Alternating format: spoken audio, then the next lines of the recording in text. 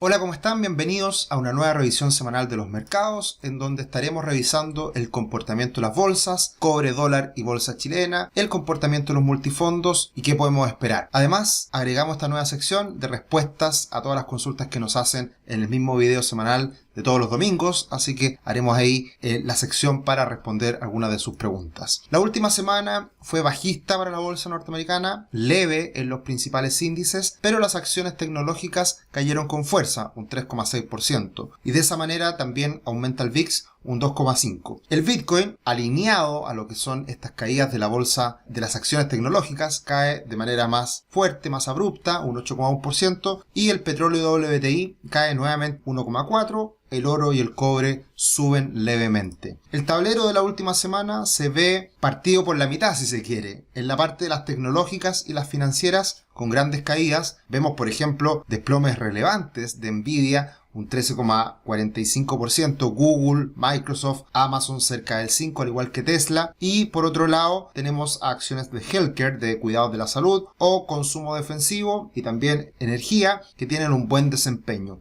Esto suele ocurrir cuando tenemos situaciones de debilidad en la bolsa, debilidad económica, en que los sectores más defensivos se tienden a beneficiar, mientras que los sectores más agresivos, más cíclicos, se tienden a debilitar. Puede ser una de las explicaciones que estamos viendo en el último tiempo con esta debilidad que está mostrando el mercado. Dos grandes noticias, sin ser tan impactantes y tan relevantes para el conjunto del mercado, pero que hay que comentarlas, son dos imágenes que nos entrega como siempre de muy buena forma Investing. Por un lado está el cierre de la economía china por el aumento importante de los casos de coronavirus. Han subido a más de 20.000 casos diarios, lo cual es inédito, son máximos en toda la pandemia en China y por lo tanto ellos son bastante estrictos y están cerrando la economía como ha sido en otras ocasiones. Esto obviamente que tiene repercusiones para el mundo, tiene repercusiones para este crecimiento chino que puede verse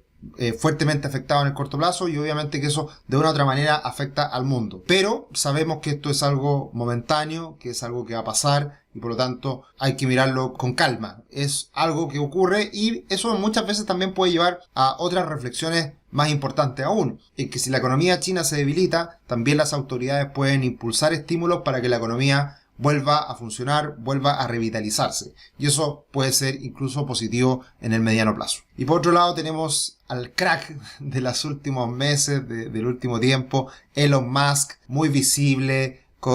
De hecho, también esta semana se conoce que es el multimillonario número 1 a nivel global por toda la revalorización que ha tenido Tesla principalmente, y hace una jugada en la última semana de adquirir un porcentaje importante de Twitter. Él es muy activo en redes sociales, muy activo en Twitter, ha generado mucho impacto a lo largo del tiempo con las criptomonedas, con el Dogecoin que ahí aparece abajito en la imagen, muy buena, y también siendo un actor relevante ahora en redes sociales, adquiriendo cerca del 10%, que lo sitúa como el principal accionista de Twitter. Veremos los cambios que se vienen a futuro. Él venía hablando de esto en Twitter precisamente, mencionando que él apostaba por una red social que fuera absolutamente libre y que no hubiesen restricciones, y por ende, como hemos visto en el último tiempo, todas las redes sociales se han regulado más y han sido mucho más cuidadosas en cómo se habla y se genera esa libertad de expresión. Probablemente ahí pueden haber cambios importantes por parte de los más, insisto, ya lo venía diciendo precisamente en Twitter, y por lo tanto veremos cuál es el rol que juega Twitter como red social, que hasta ahora no ha sido tan exitosa como Facebook, como Instagram, como YouTube, que es de Google,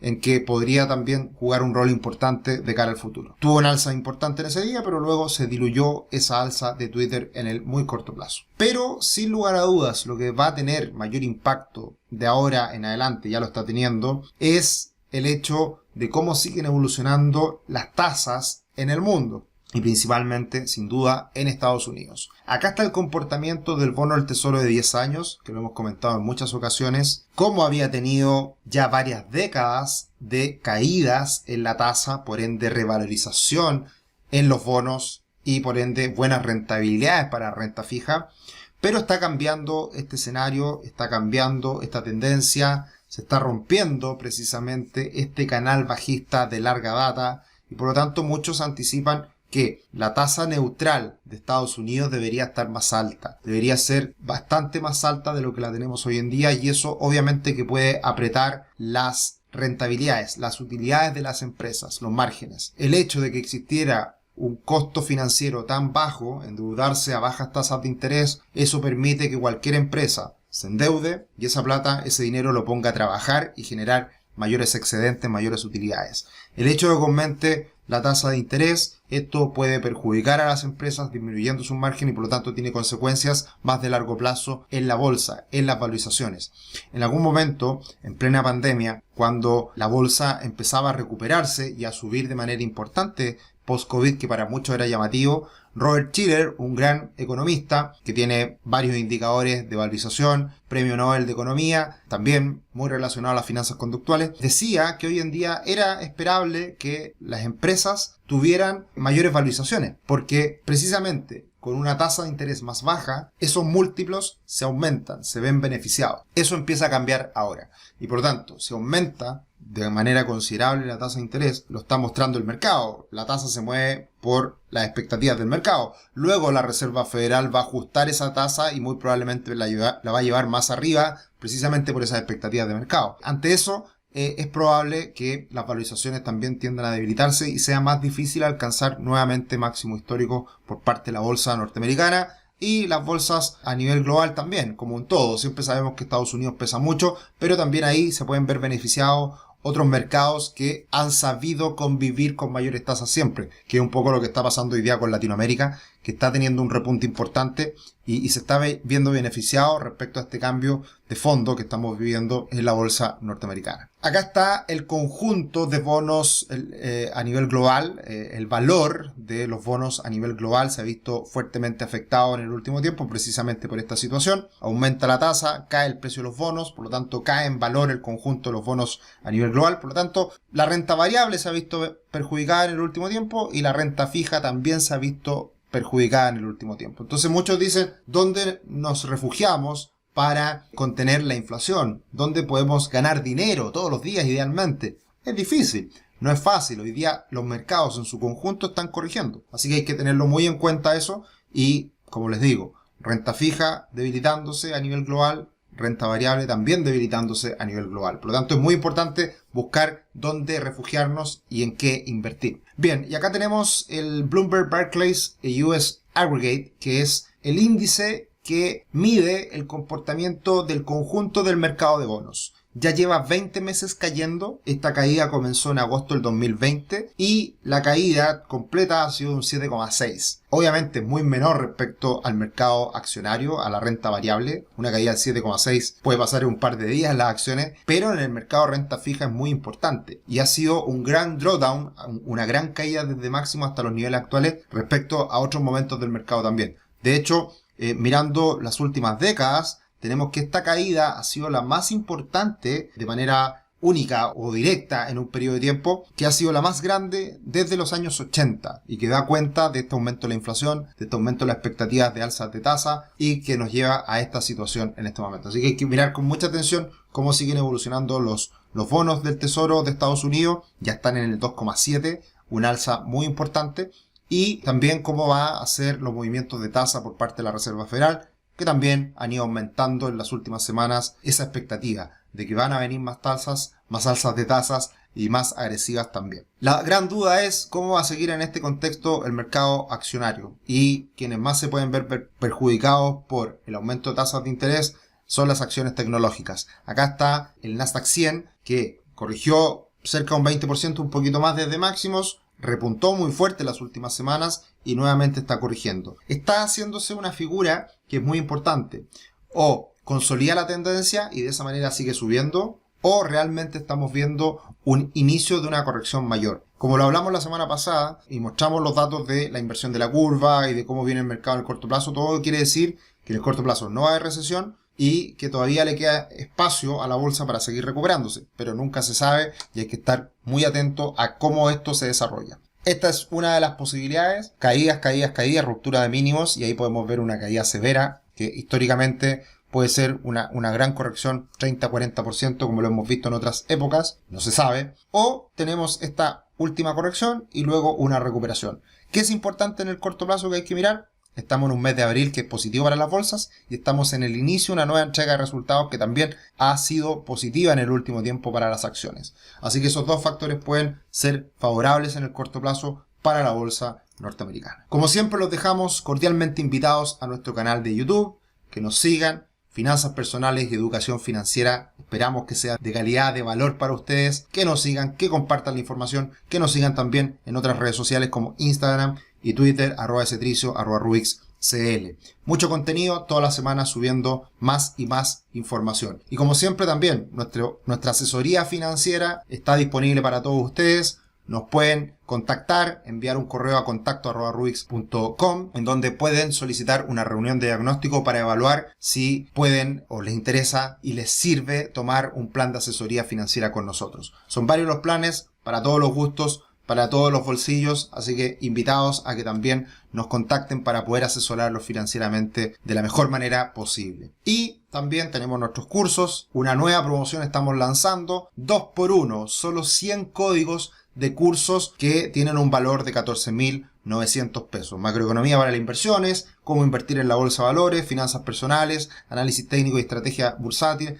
finanzas para emprendedores. Todo nuestro pack de cursos más básicos son los que estamos lanzando a precio de descuento 2x1. Así que el que quiera puede comprarlos con este código que aparece ahí, cursos 2x1. Bien, ¿cómo está el cobre? ¿Cómo está el dólar? Se mantiene bastante estable el cobre en las últimas semanas, sigue firme, sigue sobre los $4.70, así que no hay muchos cambios y todavía nosotros pensamos en un escenario a futuro favorable para el metal rojo. Una mala noticia tuvimos esta última semana en Chile, la inflación, el IPC, la más alta en marzo desde los años 90, un 1,9% de inflación, lo que en algún momento hace poco tiempo atrás era prácticamente la inflación de un año, ahora se vivió solamente en el mes de marzo, y eso es por la situación externa, por el aumento en los precios de petróleo y también por el exceso de liquidez y alta demanda que hemos visto también en Chile. La inflación en los últimos 12 meses aumenta el 9,4%. La verdad que esto no puede poner contento a nadie.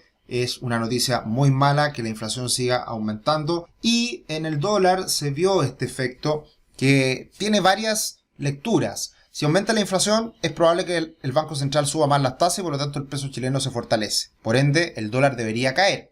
Pero eso no ocurrió, todo lo contrario. ¿Y por qué? Porque si es que aumenta mucho la inflación, siempre hay un punto de equilibrio, una delgada línea en donde las cosas cambian. ¿Y qué es lo que ocurre? Si aumenta mucho la inflación, el Banco Central debería subir más las tasas. Pero si sube mucho más las tasas, puede autoinfligir una recesión, una contracción económica más fuerte. Y por lo tanto, ambos casos son malos para la economía chilena y por lo tanto el peso chileno se debilita. Entonces, de estar en un contexto hace algunas semanas muy bajista el dólar, teniendo en cuenta una inflación en torno al 7%, 8%, que era ya el peak, lo máximo que podíamos alcanzar en esta fase de alta inflación, cambia y seguimos en una situación compleja. Entonces, por eso el dólar sube, rompe esta tendencia a la baja y ahora los niveles que podría ir a buscar perfectamente podrían ser los 8.25 a 8.35 aproximadamente. De todas formas, nuestra visión es que el dólar pueda seguir cayendo y pueda mantener una tendencia a la baja, también impulsada por la situación del dólar a nivel internacional, cosas que se tienen que ajustar y también por las mayores tasas que estamos viviendo en Latinoamérica y que puede atraer flujos también en las próximas semanas, próximos meses. El IPSA está ahí pegado a los 5.000 puntos, quiere romper, quiere subir, quiere ganar mayores rentabilidades en las próximas semanas y seguir a su par brasileño, pero no lo logra, no lo ha podido cumplir, pero ya técnicamente la presión es muy fuerte, así que con un escenario externo levemente positivo es muy probable que el IPSA termine por romper los 5.000 puntos. Ahí hay todas las señales que indican que el IPSA debería romper al alza. Y una de las principales señales es que Brasil ha andado bien en el último tiempo. Se ha recuperado y se distancia nuevamente de Chile midiéndole en dólares. Y lo que tenemos que tener en cuenta es que la bolsa de Brasil, en un contexto más amplio, ya incluso en las últimas décadas, podemos decir que esta gran tendencia a la baja de las acciones brasileñas está cambiando. Estamos viendo hoy en día una recuperación. Esa recuperación va de la mano con un fortalecimiento del real brasileño y también va de la mano con el aumento de los precios de los commodities, que es muy positivo para países exportadores de materias primas como Brasil y por ende también como Chile. Así que puede ser una buena señal, de nuevo, insistiendo en el punto de que Brasil atrae flujos a la región y que eso puede beneficiar a Chile también. ¿Cómo se comportaron los multifondos en la última semana? Que precisamente es la semana ya completa, la primera semana de abril. Tenemos que el multifondo A cae un 0,7 en promedio, por ende en abril también cae lo mismo. El multifondo C parejito, en torno a 0,1 arriba, y el multifondo E se recupera un 0,7. Ojo, a nivel global la renta fija está debilitándose, pero en Chile se ha estado recuperando.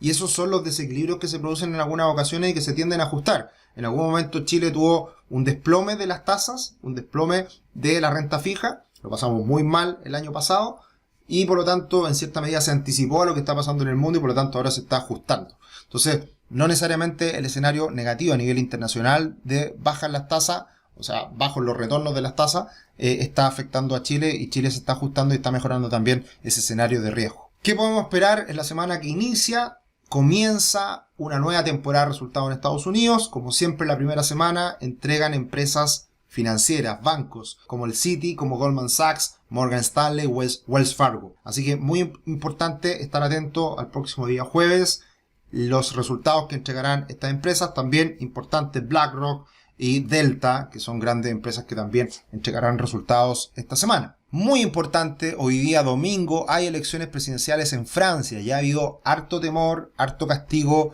para el euro en el último tiempo por la situación con Rusia y también con el escenario político interno de Francia, que obviamente es de los 3 países más importantes de la zona euro, porque ha ido aumentando fuertemente la intención de voto a Le Pen, que siempre ha sido llamada la extrema derecha y que no gusta mucho tampoco a los mercados por lo que pueda generar en una sociedad que suele ser más de centro-izquierda. Así que ojo ahí con lo que podamos ver este día domingo, hoy, con las elecciones en Francia, que puede tener repercusiones también para el futuro de la zona euro, para el futuro del euro dólar, para el futuro de los mercados.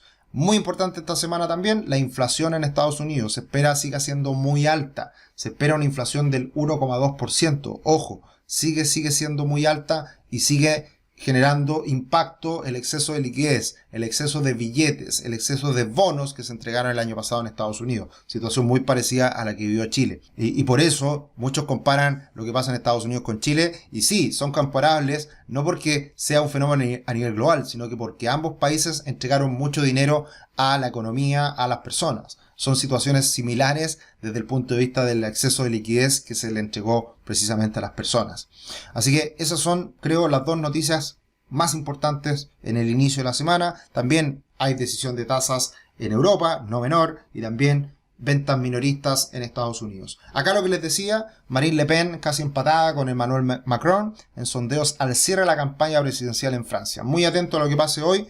Intención de voto, 26-27% Macron. Y le sigue Le Pen con 22-25%. Así que ojo con eso, ganando de todas formas la derecha en Francia respecto a la izquierda que va un poquito más abajo. Así que ahí veremos quién va a segunda vuelta. Y eso ha tenido repercusiones sin duda en el spread. El spread que se vive hoy entre los bonos del Tesoro de Francia con los bonos del Tesoro de Alemania aumenta fuertemente en el último tiempo, que es ahí donde se captura precisamente el riesgo de estas elecciones. Siempre, en cualquier parte del mundo, cuando hay elecciones hay incertidumbre y por lo tanto afecta a los mercados. Por eso el año pasado estábamos tan convencidos que iba a ser un año difícil para Chile, un año difícil para los activos chilenos y por eso el dólar subió tanto el año pasado en plenas elecciones. Bien, y la última sección que tenemos hoy en día, la nueva sección de preguntas y respuestas. Acá nos escriben Rod Krebs, que siempre nos habla semana a semana. Un abrazo, un saludo. La pregunta, ¿cuál es tu visión de largo plazo del valor en Chile? Bueno, haciendo mención de que la Reinvial lo ve en 12 meses en 8.50. Nuestro punto de vista es que el dólar debiera tender a estabilizarse en Chile entre 7.50 y 800 pesos. Ese es el nivel de equilibrio que vemos hoy en día, con un cobre elevado, con una situación interna un poco más calmada y obviamente lo que pase con la convención constitucional va a hacer una diferencia de si realmente nos vamos a un dólar de nuevo 880, 900 pesos incluso más, o realmente damos un paso atrás y volvemos a una mayor tranquilidad.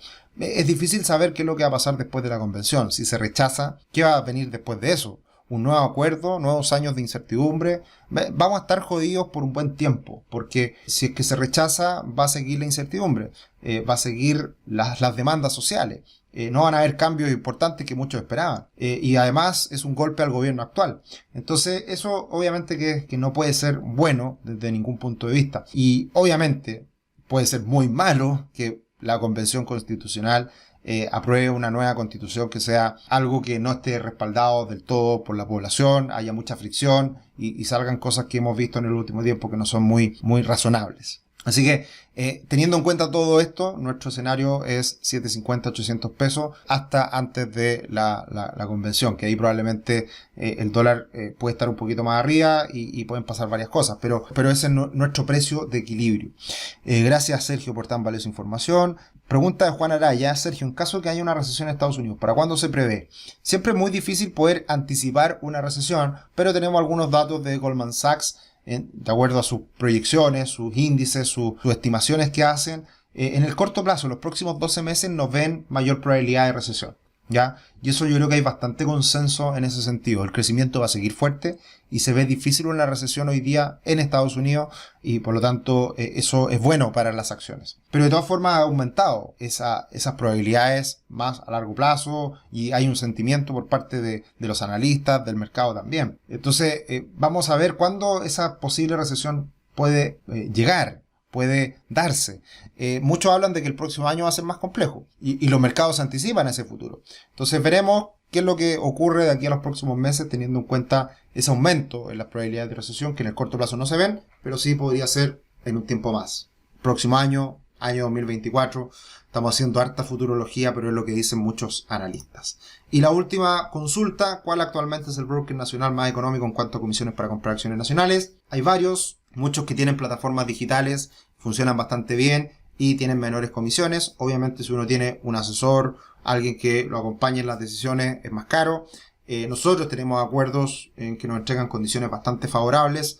Yo diría que hoy en día un promedio puede estar en el 0,5%, las partes bajas 0,35%, quizá un poquito más bajo, pero el gran problema de comisiones muy bajas es que siempre hay costos de administración que para transacciones chicas puede ser importante. Si yo pago una comisión muy bajita, el 0,15, 0,2, 0,3, pero me colocan una comisión fija de 3.000 pesos, 5.000 pesos, 3.500 pesos, cuando hago transacciones muy pequeñas de 100.000, 200.000, 300.000 pesos, me puede afectar. Entonces hay que mirar el todo y dentro de ese todo hay que ver cuánto es la comisión final como porcentaje de la inversión que estamos haciendo. Así que ahí solamente algunas luces, difícil decir cuál hoy día es el que tiene mejor comisión, eso también muchas veces se negocia, pero hay algunas plataformas que yo diría 0,35, por ahí puede ser una buena comisión de transacción hoy en día. Promedio 0,5 y sobre eso más caro, pero también puede involucrar otros servicios. Bien. Que tengan una extraordinaria semana, que les vaya muy bien, éxito en sus inversiones y esperemos todo vaya mejorando en los próximos días en los mercados. Un abrazo, chao chao.